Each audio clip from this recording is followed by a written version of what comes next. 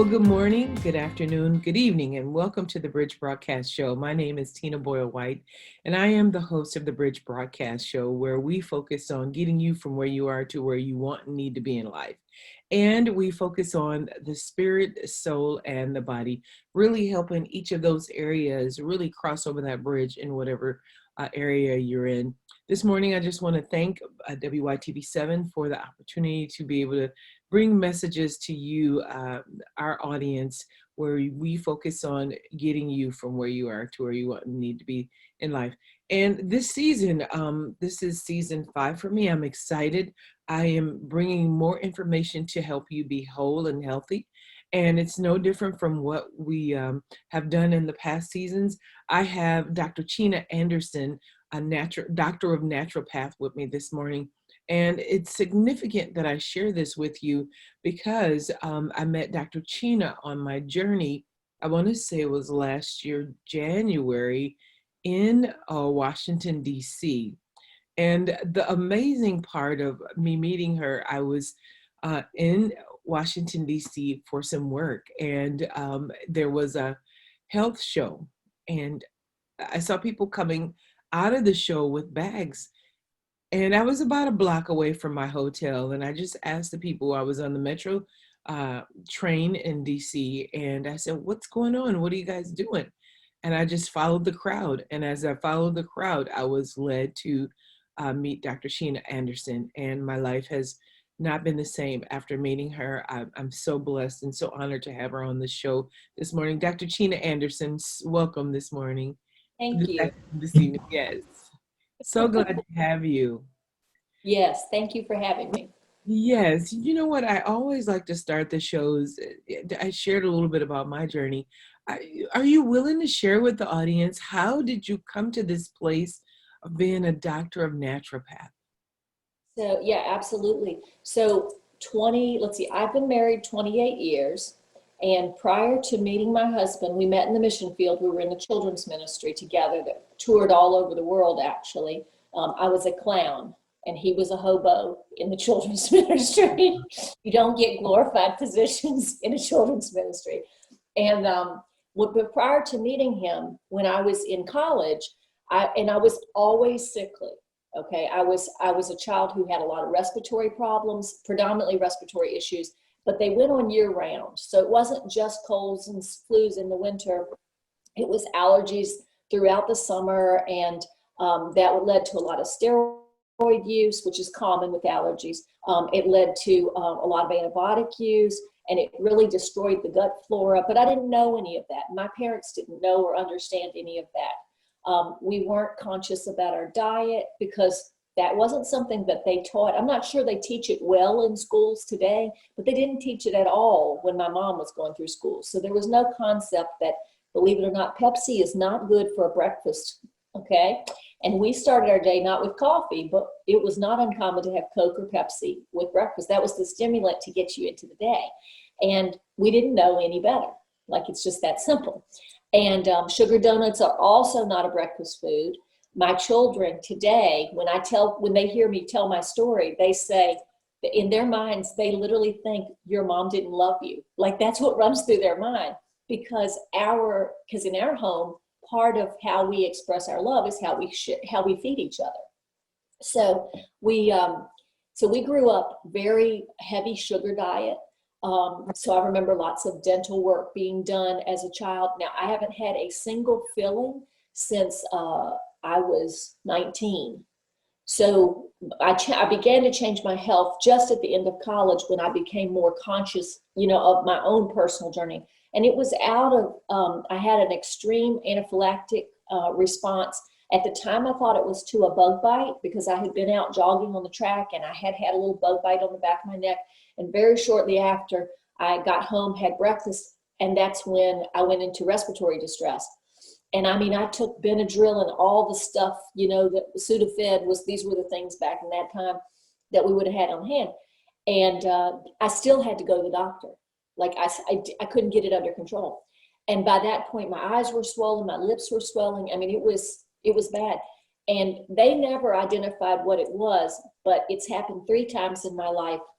including that time, and all of them I had eaten pancake batter. Mm. Had made a pancake, and several different years. I mean, it happened even after I was married and had children, and it happened one time. And in all cases, I was at my mother's home and I had fixed pancakes. And you may not know this, but pancake batter, and actually cake batters as well, have an ingredient that goes bad and turns on the human nervous system about a year after the box is made. So Wow. why that's out there for you to pull out of your cabinet. My mom wasn't a big cook and still isn't. So that box was over a year old. It had to be, because I didn't know that. Now, years later, my mother sent me an article she'd cut out of the newspaper that listed that ingredient. And she says, I bet this is what did that to you, because it always happened in her house. And it was always the pancake. My sister-in-law happened to be there, and she was the one that noticed, because she'd been there twice out of the 3 times. And every time I'd had pancake right before it started. And it's not a common food I eat. I mean, now we make everything from scratch. We never have to worry about that. But anyway, that happened. And because of that, like I could have died. I couldn't take a breath. And I was very ill that entire day, even with all the medical intervention. And after that, I started realizing that there was something at the core that was very wrong with my health, and I needed to solve it, or I might not be here much longer. And I had always had a sense. I've been a Christian since I was 7. I was raised in I will say, a Christian home. They weren't deeply spiritual, but they took us to church every Sunday. But I always had this sense that God always placed a solution right at hand. And I believe that in the natural. If I walk out in my yard, I can show you some antitoxins that are like growing in the grass. It's like I had this inner belief. I don't really know how that was going to play out, but I had this inner belief. And I remember having a conversation in college with a friend who had come to visit, and we were just eating at Pizza Hut, having a health meal at Pizza Hut. And he said, we were talking, he was a Christian too, and we were talking. And I remember saying that. Now, at that season in my life, I was still taking drugs to solve, like a respiratory thing or an allergy response or something. So I hadn't really tapped into what that was, but I remember having that conversation and thinking, I believe this at my core. I know this is truth. This is God's truth.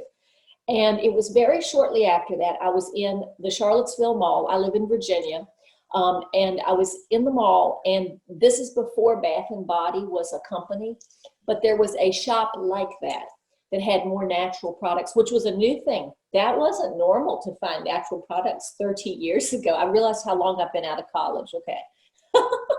It seems like the other day, but it wasn't.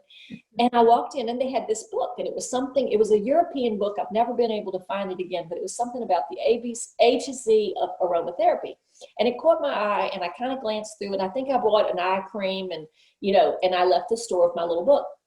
I wound up doing a research paper on aromatherapy for a class I was taking that was a health ed class. By the way, the instructor, who wore tube socks, nothing against people that wear tube socks, okay? But the type, he was a phys ed teacher, but he taught this health ed. That was required for every student who was going to become a school teacher, okay? Wow. Well, he didn't like my topic. So he wound up giving me a C on that paper and told me it was not a health-related topic. Wow. Well, anyway, so we'll leave him behind and move on. But I learned so much while reading that book about ways to help, because I had this sense that if I kept taking these drugs, I was going to die. It was going to kill me. Right. And what was my convincer was, I had this sense that every time I took only legal drugs, okay, prescribed drugs. I had a brother who became a heroin addict, actually. So every family has problems. And so I never took anything illicit or illegal.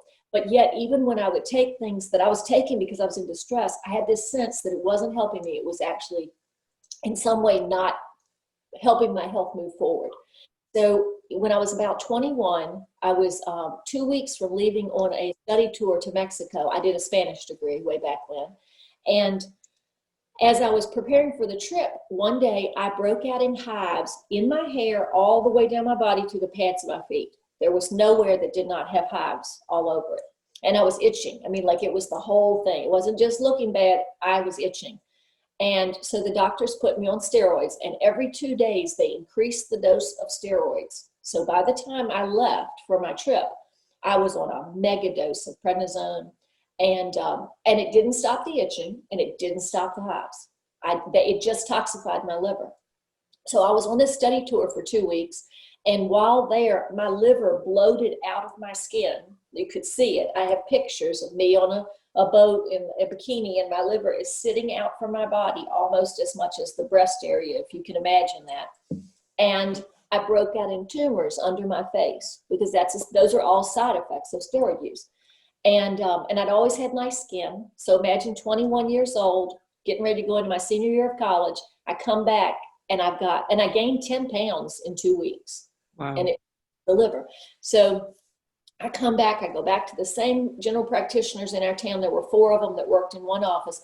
I'd seen all of them, every one of them only upped the dose of the steroids. I walk into the office, sit down, wait for my appointment. She comes around the corner, never touched me, never even walked in the room, diagnosed me, and told me it was the steroids that had caused all that. Wow. I'm still covered in hives. It had never changed. And it was actually the pharmacist who identified where the hives came from. And it was from an antibiotic I had taken 6 months before. Wow. And what I didn't know that the pharmacist informed me of is that an antibiotic that causes a toxic allergic reaction, side effect, whatever you want to call it, can show up as many as 12 months after you take it. So you would never think the two were related, or even think to check that. So that was like big red, bells and whistles going off in my mind, that something, and I literally walked out of that doctor's office when she told me that what they gave me in massive doses had caused all this. I walked out and I was determined I was never taking another drug in my life. And I haven't. So I have now been drug-free. It sounds strange to say it that way, but drug-free for 29 years. 29 years. 20 years. So I have 10 children. Yes, one for every finger. 10 children. They were all born at home. They were all born drug-free. They were all raised drug-free. With the exception of a broken bone, only one of them has seen a doctor to set the bone, and he was given morphine at the instance that they put the bone in place. Otherwise, no one's ever had anything. And what is the ages of your children? So my youngest little guy is 7 now, and my oldest is 26. And in between, it's a son, 4 daughters, 2 sons, 2 daughters, and we call him the last unicorn because he's the last of his kind. I love it. Wow. So, been raised, and the really cool thing is, as we've gone through our journey, we have been able to teach them. So it's so cool to see my little guy tell his friends when they get hurt what to do, or tell his little church friends what to take when they're sick. I mean, because it's been part of the culture of our home. Right. Again, the beauty in, my older kids, I have 5, I have 2 in college, 3 that are in the workforce, adults, grown, done with college. And then I have 5 still homeschooled. Yes, we homeschooled too. And not that makes me, people call me super mom. No, Elastigirl, because you got to keep stretching and changing to deal with whatever's coming at you. But the older ones, what's the beauty to me of all this is watching them succeed you. Live a life isn't that the American dream, right? To give your child a better life than you had. For me, yes, certainly I would like them to have a prosperous life on a financial standpoint, have the things that I didn't have or that I couldn't give them. But it's more important to me that they never, ever have to suffer the health I had. Yeah. And that's really how I became a naturopath. I had my first child.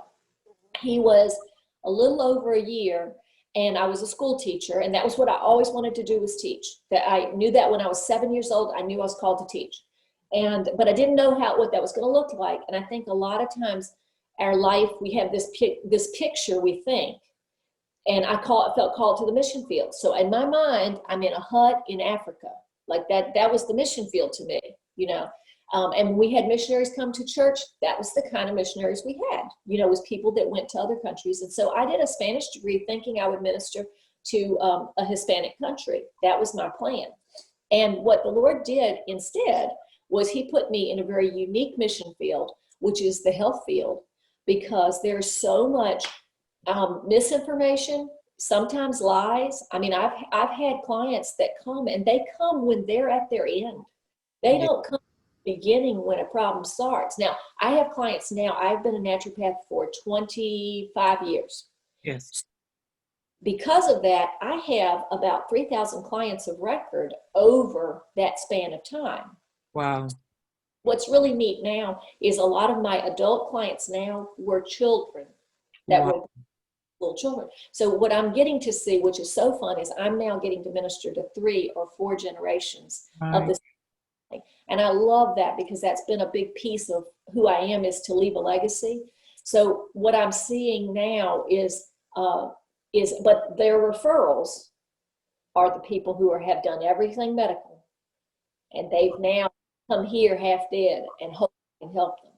And so if I could have a message to anyone who's listening is don't pshaw alternatives, because alternatives once were all there was.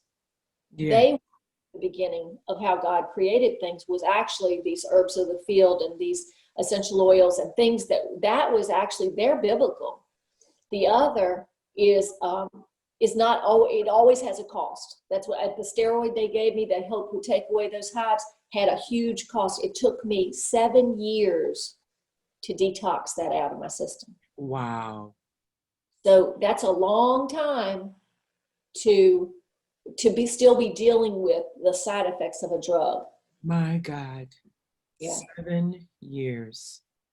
Thank you so much for sharing that journey because, you know, again, I met you on my journey and my journey of a diagnosis and other things that are in my body. And as we are speaking now, you are literally analyzing, my body, and maybe you can talk about that a little bit about how you are going to help me. And then we'll probably wrap this show up and continue on with the next show around immune health. So tell us a little bit about what it is that I sent you and what it will do. Okay, so I use a system called bioresonance. Bioresonance is a way of assessing the meridian health. So we know from Chinese medicine, which has been around over 600 years at this point. So we're not talking about new technology, but ancient wisdom that has existed and now been very well documented since the 60s. Its scientific validity has been totally shown to be accurate. Um, Unfortunately, they did the studies with rabbits and all the rabbits died because they injected them with radioactive material. We don't want to do that on a human. So, but we know that those meridians are real. So one of the things that the system we use is it assesses the meridian health. Then it assesses the organ health.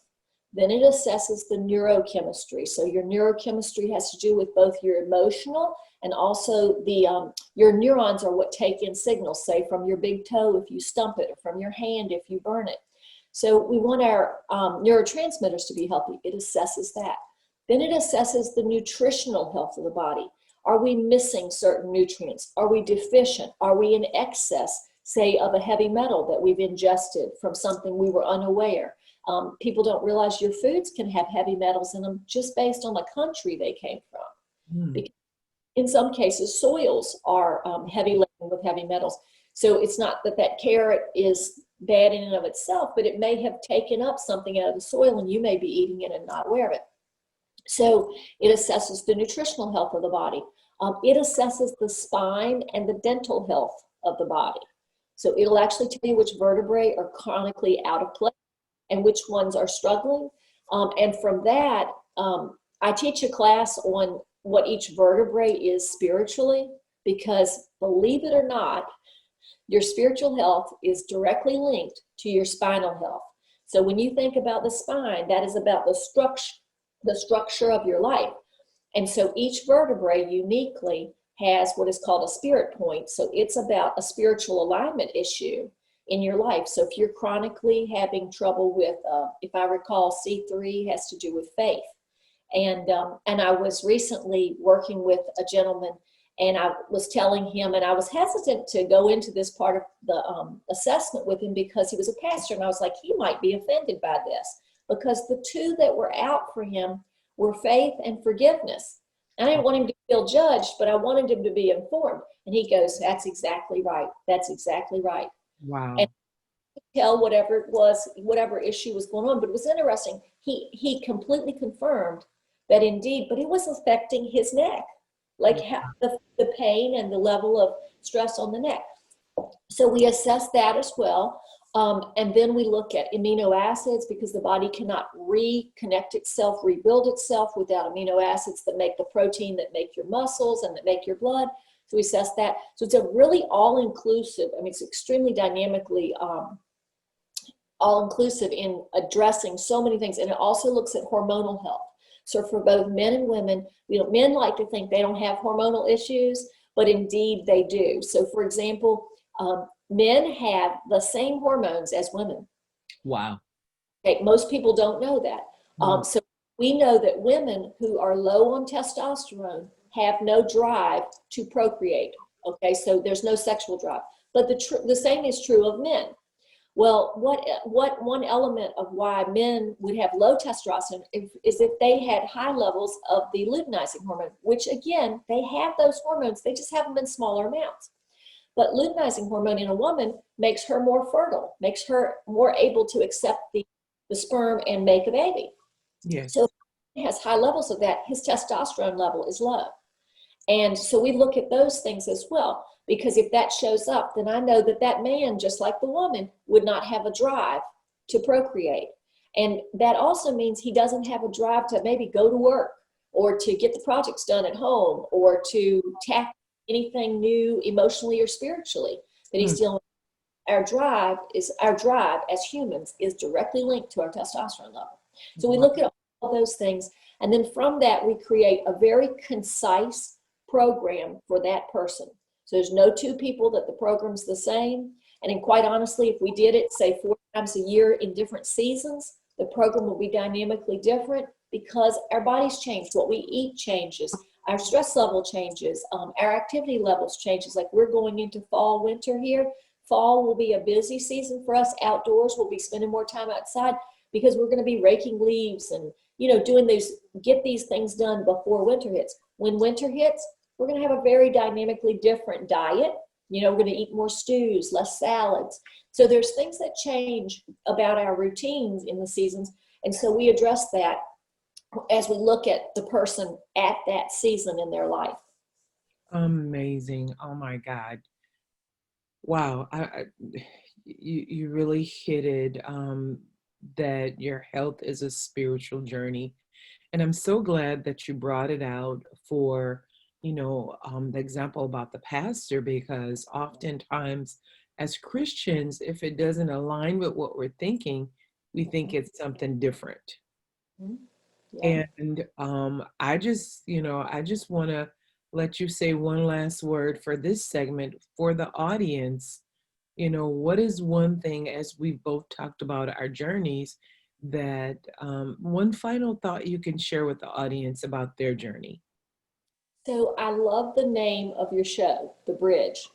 So my website is mynamechinaanderson.com, and I have an image of a bridge. And I talk, so the focus of my work in health is about taking you, it was your theme, taking you from where you are and taking you where you're going. And in my work, a lot of times it's about the mental spiritual state as well as the health state. Like you can't take the person apart in pieces, and there's a part of us, our soul and our spirit, that we can't see. I can take blood out or I can take saliva out, but I can't see your spirit and your soul the same way. And so a lot of what I do, I'm not a counselor per se, I'm not a licensed counselor, but a lot of what I'm doing is interpreting what their body is communicating to them. And that's the beauty about the journey that both of us are on and that all your listeners are on, is that we all I started out as the kid that was eating a donut and drinking Pepsi. Okay, that was breakfast. And I'm not that person, nor have any of my children been raised that way. They don't know that lifestyle. And part of that was because the Lord showed me a more abundant life step by step, and we made little changes that became big changes that became a lifestyle that other people will not have to repeat the past, but rather expand into their future. And that's what I would wish for all of these people that are listening, is that they just begin that journey towards that abundant life. Amen. Dr. Gina Anderson, this has been a wonderful, quick time that we've spent together, well, rich, full of information. He said, in the word, my people perish for lack of knowledge. And you know what? He's aligning us to be, and I don't want to say that we're a remnant, but there's an awakening that happens with a remnant, that we have to go back and wake others, and really awakening the spirit, soul, and body connection. This is powerful. Well, everyone, I hope that you got something rich from the start of this conversation. Please stick with us. It is even amazing how we align, because God gave me that. That's where He wants us to be. I didn't wake up with the bridge. I didn't wake up with, He really wants us to be. He said, I would that you prosper and be in good health as well as your soul prosper. And so this morning, this is for you to hear. If you don't receive it, it's because you don't want to. And my prayer is that you are awakened, and you have ears to hear what thus said the Lord. So not to be really spiritual or deep about it, but it's time to wake up and be all that God has called you to be. Thank you so much. We'll see you next time as we continue this conversation around immune health. Bless you. Have a great day.